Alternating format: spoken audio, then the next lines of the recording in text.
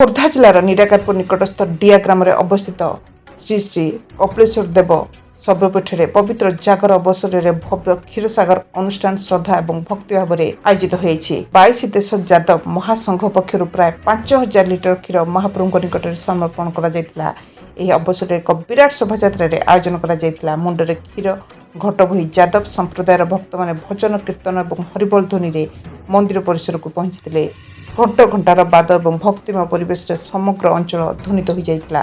महादेव पवित्र पीठ में क्षीराभिषेक दृश्य देखापी हजार हजार भक्तों समागम होता। मंदिर प्रशासन और पुलिस पक्षर सुरक्षा और श्रृंखला बजाय रखापी विशेष व्यवस्था करा।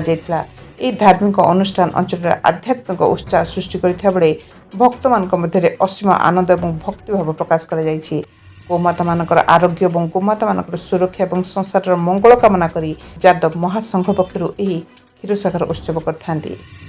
निराकारपुर बालंगीर मोबाइल टीवी आमर बहुत दिन धरी कार्यक्रम चली आसूँ।